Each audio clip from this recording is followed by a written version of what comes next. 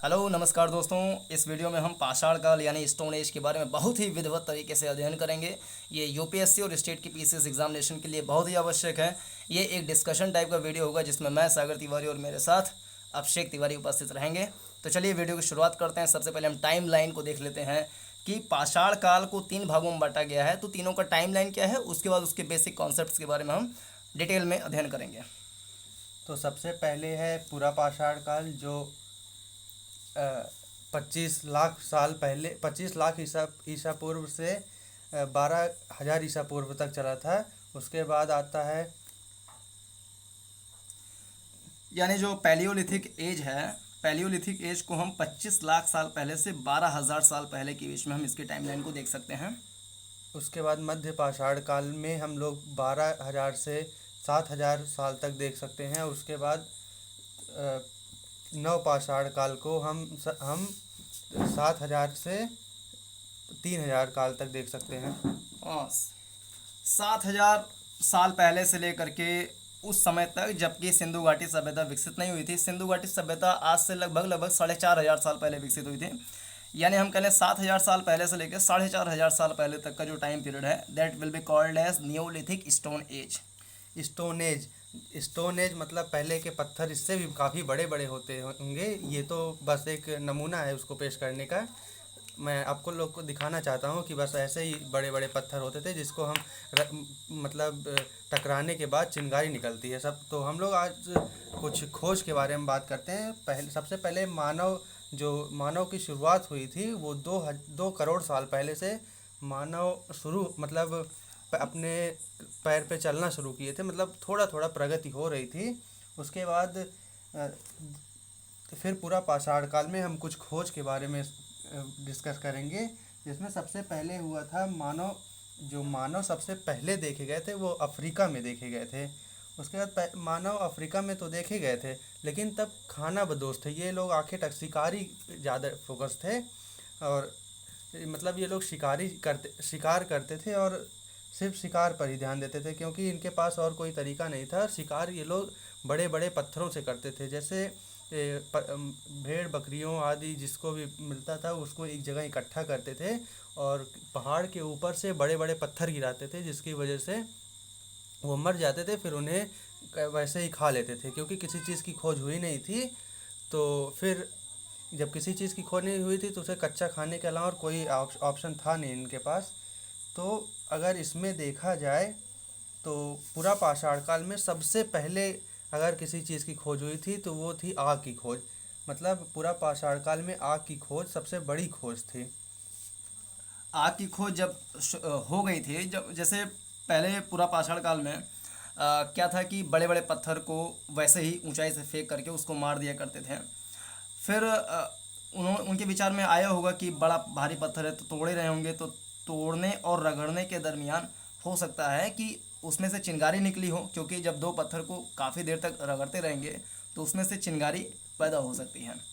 इसका सीधा एग्जाम्पल ये है कि आप लोग देखे होंगे जब कभी ठंडी में जब हम कंबल अपने ऊपर ओढ़ते हैं तो उसमें जब पैर घिसता है तो थोड़ा थोड़ा चिंगारी होती थी। अब किसी पत्थर को बड़ा से छोटा करने के लिए काफ़ी देर तक मशक्क़त करनी पड़ती है तब वो एक शेप लेता है जिससे औजार बनाया जा सकता है। इस वजह से काफ़ी मेहनत तो करने के बाद अगर होते तो उसमें चिंगारी निकलती थी। और कई बार ऐसा होता था कि ये लोग कहीं पे बैठ के रगड़ते रहते थे जिससे चिंगारी निकलती। तो और वहाँ के आसपास सूखे पत्ते या कुछ घास फूस होते थे उसमें पकड़ मतलब आग लग जाती थी जिससे आग की खोज हुई।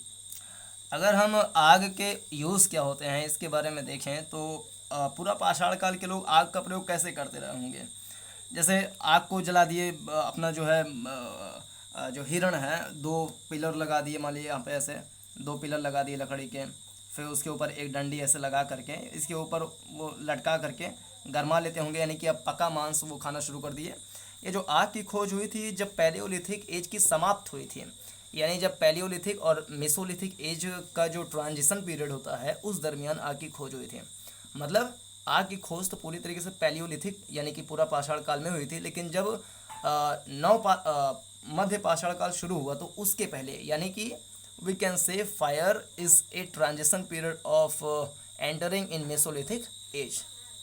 तो फिर यहाँ पे मानव हड्डी का औजार बनाने लगे थे और मृतकों को दफनाने लगे थे।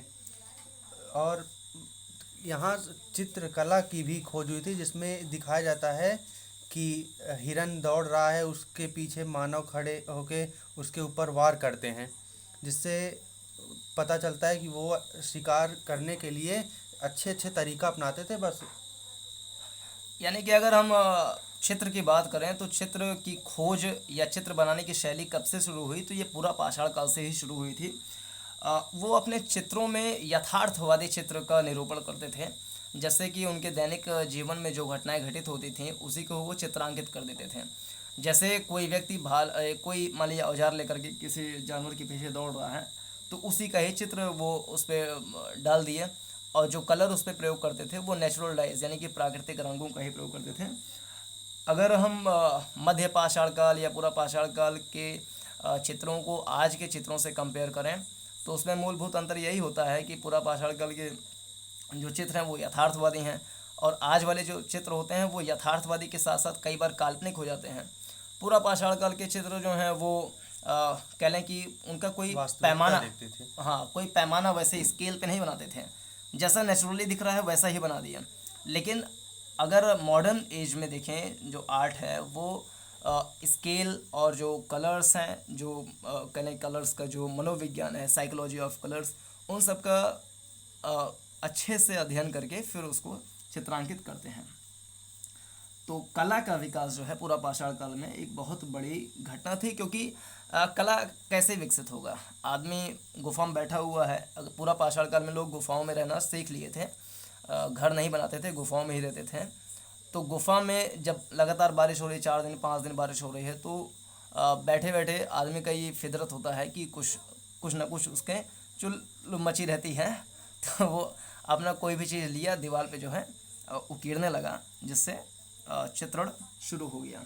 तो चित्रकला एक बड़े था। और पूरा पाषाण में पूरा पाषाण काल में क्या क्या क्वालिटीज़ थी या क्या क्या चीज़ें थी, उनमें पहला था आग की खोज, और दूसरा था कि वो चित्रकला जो है वो बनाना सीख लिए थे। तीसरे पे बात करें तो जब मृतक, उनके परिवारजन में कोई किसी की मृत्यु हो जाती थी तो उनको गाड़ने की परंपरा थी, ना कि जलाने की।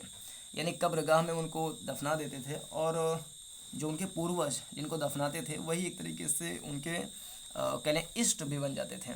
यानी अगर रिलीजन देखें तो वैसा कोई ज्ञात रिलीजन नहीं मिलता है, क्योंकि ये एक प्रकार से प्राग ऐतिहासिक काल है, प्री हिस्टोरिक पीरियड है, where we can not find any literary sources, we only study with the help of archaeological sources. तो उससे हमें इतनी समझ मिलती है, अगर हम कल्पना करें तो उस समय कोई धर्म वैसा नहीं रहा होगा, क्योंकि जो मानव शास्त्री उनका विचार है कि जो मानव है जब शुरुआत में, जब एकदम प्राइमरी एज में थे, तो उस समय प्रकृति में जो भी घटनाएं घटती थी उसी से वो डर जाते थे या उसकी आराधना करने लगते थे। जो भी चीज़ें उनको मिलती थी, कोई नई चीज़ें मिल गई तो उसकी पूजा करने लगे, या प्रकृति में कोई घटना घटी, जैसे बारिश होने लगी या सूर्य निकल गया या बिजली चमकने लगी, तो उसी की ही वो पूजा करना शुरू कर देते थे। ऐसे ही जब आग की खोज हुई तो वो अग्नि देवता बना करके उसकी पूजा करने लगे। तो उनका जो धर्म था बेसिकली इसी प्रकार से था। और चौथी अगर हम इम्पोर्टेंस देखें पूरा पाषाण काल की, तो वो झुंड में रहते थे, यानी ग्रुप लाइफ उनका था। ग्रुप लाइफ क्यों था? क्योंकि जो मानव है वो प्राकृतिक रूप से किसी जो बड़े जानवर है उससे कमज़ोर होता है। Human do not have clause, बड़े बड़े उनके पंजे नहीं होते, नाखून नहीं होते, सींग नहीं होती, और वैसे भी शक्तिशाली नहीं होते हैं।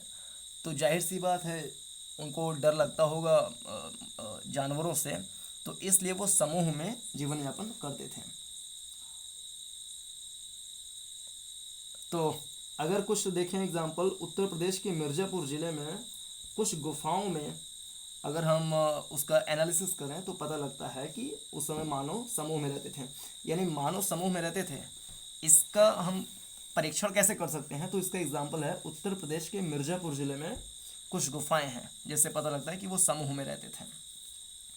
तो ये 4 क्वालिटी हैं। पहला कि ये शिकारी थे, दूसरा आग की खोज इसी समय हुई थी, तीसरा ये गुफाओं में रहते थे, चौथा, ये अपने कब्र में अपने मतलब जो मृत होते थे उनको उसमें दफनाते थे। पांचवा, चित्रकला भी विकसित मतलब हो चुकी थी धीरे धीरे। और छठा, ये हड्डी के औजारों का भी प्रयोग करते थे, पत्थरों के साथ साथ हड्डी के भी औजार ये बनाते थे। तो ये कुछ 5-6 क्वालिटीज़ हैं पूरा पाषाण काल के। तो दोस्तों हम आते हैं अब मध्य पाषाण काल, जो 12,000 के मतलब आप जानते होंगे हजार होता है, तो 12,000 ईसा पूर्व से 7,000 ईसा पूर्व में हुआ था। इस काल में सबसे पहले मानव को पशुपालन की वो लगी थी, जिसमें पशु में कुत्ता पालते थे। और फिर ये लोग हथियार छोटे छोटे कर हो गए थे। हथियारों को माइक्रोलिथ्स कहते हैं। माइक्रो मतलब छोटे होते हैं। लिथ्स एक लैटिन, ये माइक्रोलिथ लैटिन का वर्ड है। लिथ्स मतलब पत्थर होते हैं। और ये लोग हथियार को घिस घिस के पहले बड़े बड़े हथियारों से मारते थे जानवरों को। उसके बाद इन लोग जब आग की खोज हो गई तो उसके बाद ये लोग पत्थर को रगड़ रगड़ के उसे छोटा और एवं नुकीला बना लेते थे। कुछ इस प्रकार, मतलब छोटा और नुकीला, इस ताकि आराम से वार कर सके और अपनी सेफ्टी भी कर सकें। और इसमें अंत्योष्टि करने लगे थे, मतलब अंतिम संस्कार होता है। अंतिम संस्कार करने लगे थे, जिसकी वजह से अंतिम संस्कार करने लगे। उसके बाद ये लोग आवास मतलब घर बनाने लगे। सबसे पहले अगर इन लोग का घर देखा जाए तो मेहरगढ़ गढ़ में बना था। सुलेमा और मेहरगढ़ जो पाकिस्तान में है, सुलेमा और किरधर पहाड़ों के बीच में, मतलब दो पहाड़ों के बीच में बसा हुआ एक गांव है। और यहीं सबसे पहले गेहूं की खेती यहाँ हुई थी। अगर खेती की बात की जाए तो गेहूं की खेती सबसे पहले पाकिस्तान में हुई थी। और जौ की खेती हुई थी ईरान में। तो फिर उसके बाद और चावल की भी यहाँ खेती हुई थी। चावल की खेती सबसे पहले बोल्डीवा उत्तर प्रदेश में हुई थी। लेकिन एक वो क्या नाम है, भूगर्भ वैज्ञानिक थे जो इतिहासकार होते हैं, वो उनका मानना है 2016 के उसमें दिखाए थे कि चावल बोल्डीवा उत्तर प्रदेश 8,000 साल पहले, मतलब जौ गेहूं और उत्तर प्रदेश में कोल्डीवा में मिले चावल को ना मान के लोहरा देव करके एक शहर है प्रतापगढ़ के पास, जहां चावल की सबसे पहले खेती हुई थी, ऐसा उनका मानना था। फिलहाल ये कहीं अभी प्रूफ नहीं है कि ऐसा कुछ हुआ था कि नहीं, लेकिन सबका ये मतलब उनका ये मानना है कि ऐसा ही हुआ था। और फिर बीच में ऐसे ऊष्मा बढ़ी, पहाड़ वहाड़ पेड़ पिघले उगले, तो हिमगिरी जब पिघलता है तो एक अपने आप में ही बहता जाता है, जिससे नदी का निर्माण होता है और उससे घास उपजी। तो ये लोग को रहने का हुआ। तो ये लोग सबसे पहले अगर आदमी रहना शुरू किया था तो पाकिस्तान के मेहरगढ़ में, वहाँ खाना से लेके जानवर का शिकार, उसके बाद खेती, फिर आवास, सब चीज़ करके यहीं पे आदमी मेहरगढ़ में रहा था।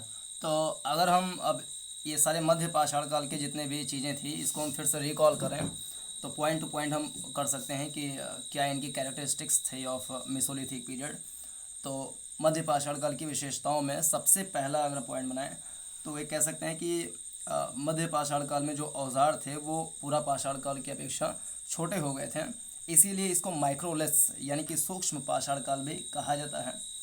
दूसरा बिंदु ये कि इस समय तक क्या हुआ, क्योंकि जो पूरा पाषाण काल है वो 25 लाख साल पहले से लेकर के 12,000 साल पहले तक था। तो लाखों सालों के समय के दरमियान पृथ्वी की जो जलवायु थी वो धीरे धीरे गर्म हुई।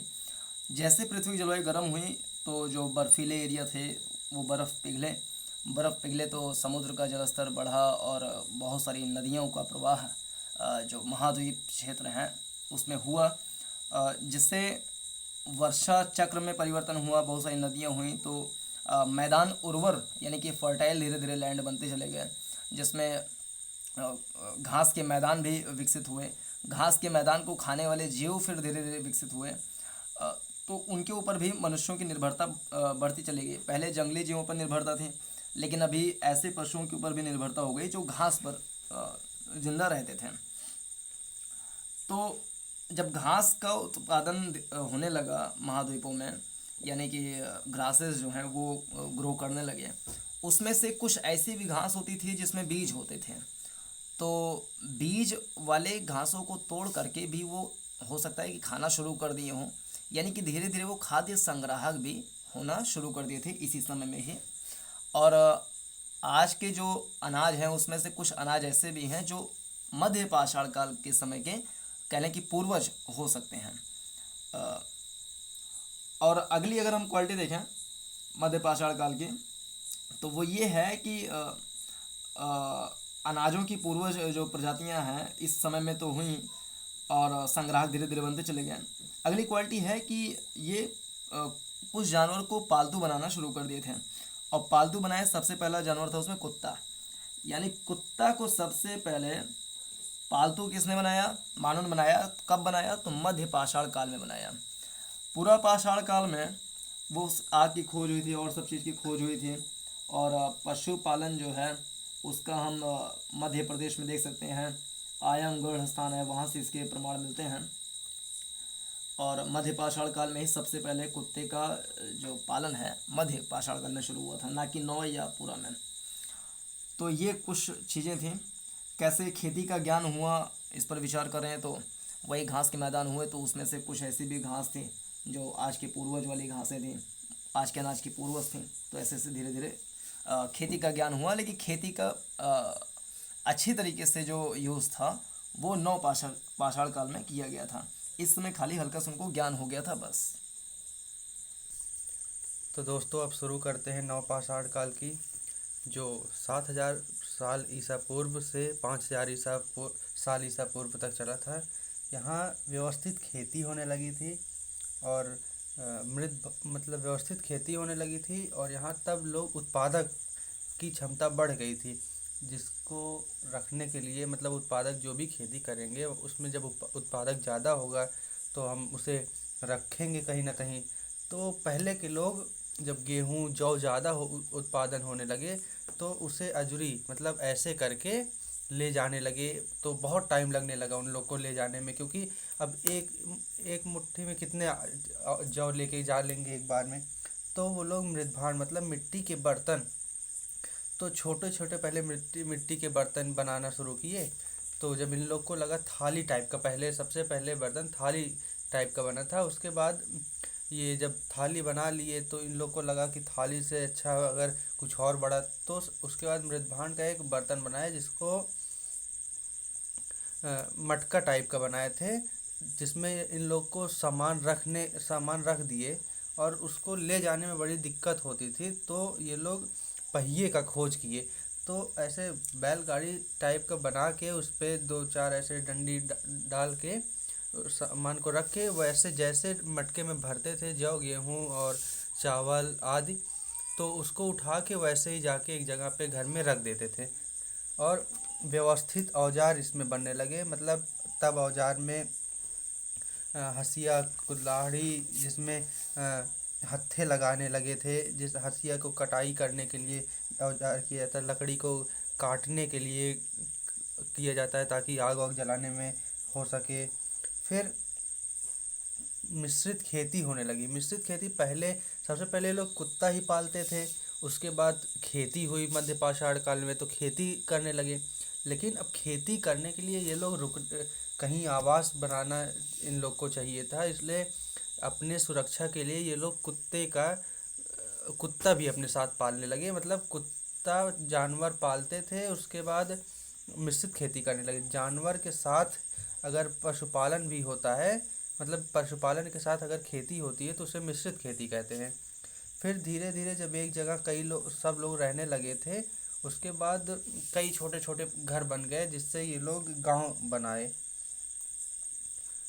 बनाए। फिर बर्तन तो हमने कहा ना कि बर्तन भी बनाए, और जब गांव में रहे तो सब लोग नया नया नक्काशी ढूंढते थे कि क्या, जब खाली होते थे तो कुछ ना कुछ बनाने की कोशिश करते थे। तो कलरफुल बर्तन बनाए ये लोग, मतलब कलरफुल बर्तन, कुछ बर्तन में जैसे डिजाइन डाल दिए, कुछ में लाइन खींच दिए, कुछ में कुछ कर दिए, अच्छी अच्छी नक्शे, उसमें कलर मतलब नेचुरल कलर डालते थे, क्योंकि अब के जैसे वाटर कलर, मोम कलर, ऐसा कोई कलर तो आता नहीं था, पेंट टोन टाइप का, एशियन पेंट ये सब तो था नहीं। तब कलरफुल ही पेंट था, जिससे मतलब अपना बनाते थे।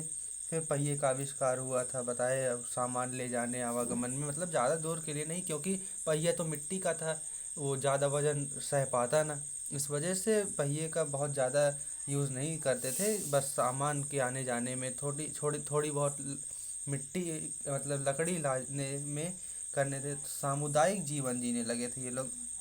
और चटाई, मूंज की टोकरी, खाली खाली रहने पे दिमाग काम कम करता है या ज़्यादा काम करता है अगर खाली रहे तो ये लोग कुछ ना कुछ बनाते रहते थे। और अंत में चटाई, मूंज, टोकरी ये सब बनाए, और जिस पे बैठने में आराम हुआ उसके बाद। तो हम नौ पाषाण काल को एक बार फिर से रिकैप कर लें। जैसा कि सारी चीज़ें बता ही दी हैं, लेकिन फिर से एक पुनः रिकैप कर लें। नौ पाषाण काल यानी न्योलिथिक एज, इसका अगर हम टाइम पीरियड देखें तो आज से 7,000 साल पहले से लेकर के 5,000 साल पहले के बीच में, यानी लगभग 2,000 साल तक जो है नौ पाषाण काल चलता है। जिसकी पहली बहुत बड़ी विशेषता थी कि इस समय भली भांति खेती यानी व्यवस्थित तरीके से खेती करना शुरू कर दिए थे। आप जानते हैं कि मध्य पाषाण काल आते आते पृथ्वी का तापमान बढ़ गया था, तो घास के मैदान हो गए थे, जिसमें कुछ ऐसे भी घास थे जिसमें आज के अनाज के पूर्वज उसमें हो गए थे। लेकिन जब खेती करना व्यवस्थित तरीके से शुरू किए तो दरअसल तब से नौ पाषाण काल लग जाता है। यानी पूरा पाषाण काल से मध्य पाषाण काल के बीच में जो विभाजक विशेषता है वो है आग की खोज, और मध्य पाषाण काल से नौ पाषाण काल के बीच में जो विभाजक विशेषता है वो है व्यवस्थित खेती करना। और जब व्यवस्थित तरीके से खेती करेंगे तो जाहिर सी बात है कोई भी फसल का उत्पादन एक बार में मतलब तुरंत नहीं होता है, उसको कम से कम 4 महीना 6 महीना तो समय लगता ही है। और जानवरों से उसकी सुरक्षा भी करनी होगी, क्योंकि उस समय घास खाने वाले जानवर भी पैदा होने लगे थे, तो उनकी सुरक्षा के लिए ज़रूरी था कि एक ही जगह पर रह कर उसको उसकी सुरक्षा कर सकें। तो मध्य पाषाण काल में तो पहले वो संग्राहक थे, यानी शिकारी तो थे प्रिमिटिव एज में ही पूरा पाषाण काल में। मध्य का पाषाण काल में जो है जब आग की खोज अच्छे से हो चुकी थी पूरा में ही, तो उसको पका कर खाने लगे थे, लेकिन साथ साथ में संग्रहण भी करते थे, यानी कलेक्शन करते थे। लेकिन नौ पाषाण काल में व्यवस्थित खेती भी जब करने लगे, साथ साथ में पशुपालन भी करने लगे, तो उनको एक जगह पर रहना जो है ज़रूरी हो गया। तो they started making huts one beside another, and धीरे धीरे एक गांव जो है वो बनने लगा, जिससे एक सामुदायिकता यानी सामुदायिक जीवन जो कम्युनिटी लाइफ होता है उसका विकास हुआ। जब लोग कम्युनिटी में एक गांव में रहते हैं तो लोगों के विचारों का और उनकी आदतों का आदान प्रदान होता है, तो धीरे धीरे सोसाइटी का निर्माण हो जाता है। तो नौ पाषाण काल की बहुत बड़ी विशेषता थी कि खेती किए तो इससे लोग ठहर करके रहने लगे। अब वो खाद्य का उत्पादन भी करने लगे थे। पूरा में केवल शिकारी थे, मध्य में शिकारी प्लस संग्राहक थे, लेकिन नौ पाषाण काल में शिकारी भी थे, संग्राहक भी थे, और तीसरी क्वालिटी जुड़ गई, उत्पादक भी बन गए। अगली हम देखें, नौ पाषाण काल में जो औजार बनाने का, टूल्स एंड वेपन्स बनाने का तरीका था वो था कि कुछ नए प्रकार के औजार बनाना शुरू कर दिए। और औजारों में सबसे पहला औजार जो माना जाता है वो कुल्हाड़ी माना जाता है। तो कुल्हाड़ी बनाए, हंसिया बनाए, क्योंकि हंसिया से फसल काटने के लिए हंसिया भी ज़रूरी था, और उसमें हत्था भी लगाना शुरू कर दिए थे। और ये सारे औजार जो थे वो पत्थर के ही थे, ऐसा नहीं था लोहा के था, क्योंकि लोहा या तांबा या कांसा इन सब की खोज जो है पाषाण काल में नहीं हुई थी। इस समय केवल पत्थर की बनाते थे, लेकिन उसको पैना बहुत ज़्यादा कर देते थे, यानी इसमें जो औजार थे वो बहुत ज़्यादा नुकीले, बहुत ज़्यादा पॉलिशदार होते थे, जिससे कटाई आराम से की जा सके। और जब फसल का उत्पादन हो जाता था 6 महीने या 5 महीने के बाद, तो उसको कलेक्ट करने के लिए एक स्थान पे कि उसको कोई जानवर नुकसान ना करे, क्योंकि अगले साल के लिए भी फसल उत्पादन करना है और कुछ समय के लिए, साल भर के लिए रखना भी है अनाज को। तो इसके लिए वो बर्तन भी बनाना शुरू कर दिए थे, जिसमें बड़े आकार के जो मृद भांड होते हैं, मिट्टी के बर्तन, वो बनाए, उस पर नक्काशी भी करते थे, कलरफुल करके नेचुरल डाई से उसको कलर कर देते थे। तो वो रखने का काम करता था। और फिर चीज़ें जब उनके पास होने लगीं तो एक दूसरे के पास भिजवाने के लिए भी एक साधन उनको चाहिए था। तो उस समय पहिए का आविष्कार हुआ। पहिए का आविष्कार सोची समझी साजिश नहीं थी, वो उस समय की एक कह लें रैंडमली एक इस बात की खोज हो गई, क्योंकि जंगली इलाके में जैसे कल्पना किया जाता है कि जंगली इलाके में लोग रहे होंगे, तो वहाँ पे एक बड़े से लकड़ी को काटे होंगे, जिसमें से एक लॉग यानी कि एक लकड़ी का मोटा सा टुकड़ा जो गोला गोला होता है वो ढलान से नीचे ढंगा होगा। तो उनके दिमाग में गूंजा होगा कि ऐसा हम कुछ बना सकते हैं कि चीज़ें हम बना लें। तो वो धीरे धीरे कार्ड्स बनाने लगे थे। तो पहिए का आविष्कार इस तरीके से हो गया और मिट्टी के बर्तन बनाने लगे।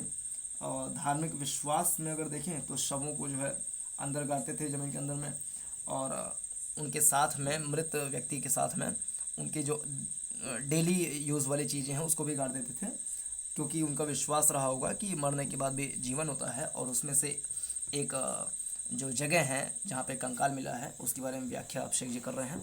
आंध्र प्रदेश में पल्लवरन में अब के भूगर्भ वैज्ञानिक जो होते हैं खोद वोद के निकालते हैं, तो मध्य प्रदेश के पल्लवरन में कंकाल मतलब 40-45 लोगों का कंकाल एक साथ मिला था, और उनके साथ कुछ कुत्ते का भी ढेर मिला था। उन लोग को ऐसा लगता था कि जब लोग मर जाते हैं तो उनके साथ उनके कुछ वफादार रहने ज़रूरी है, इसलिए वो लोग कुत्ते का भी कुछ मरा हुआ रखे थे।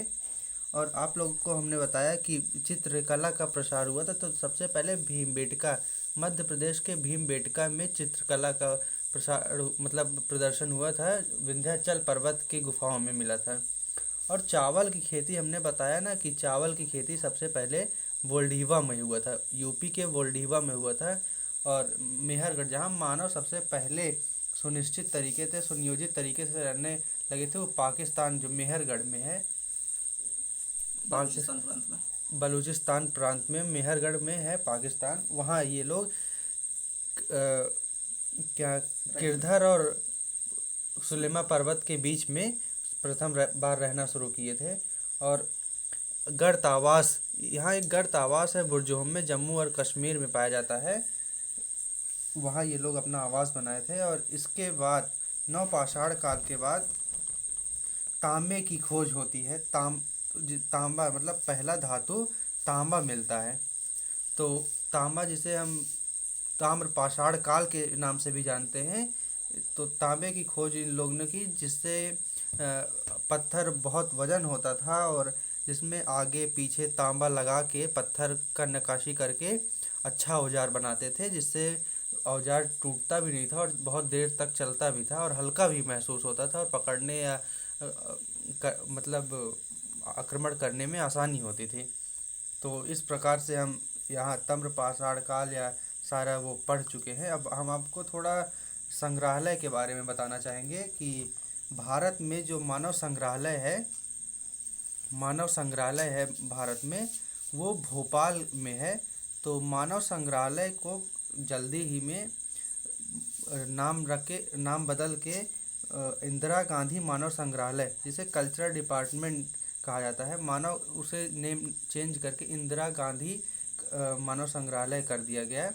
और उसके बाद जो विश्व का सबसे बड़ा मानव संग्रहालय है वो कोपेनहेगन संग्रहालय है, जो डेनमार्क में स्थित है, जो यूरोप का एक कंट्री है डेनमार्क, तो वहाँ स्थिति है। यही सब है। और तो तांबा युग भी इसको कहते हैं, यानी ताम्र युग।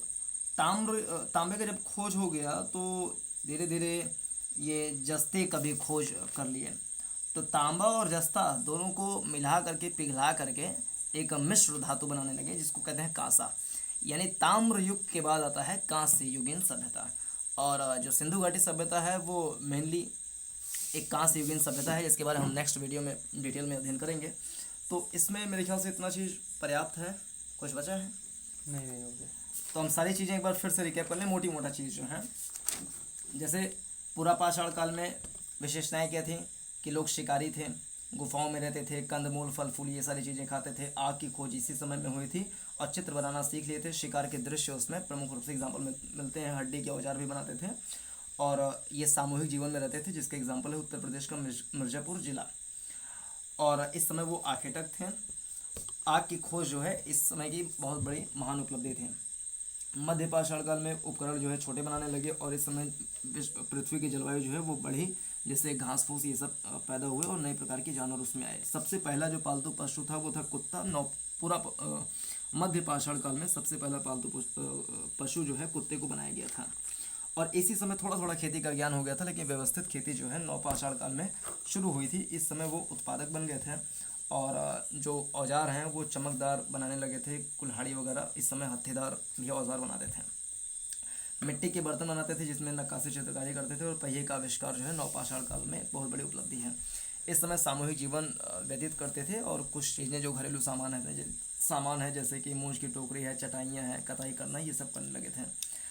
और फिर धातु काल आ जाता है। धातु काल पाषाण काल से अलग है। धातु काल में सबसे पहली धातु जो खोजी गई थी वो है तांबा, इसलिए इसको ताम्र युग भी कहते हैं। वो 5000 साल के बाद शुरू होता है।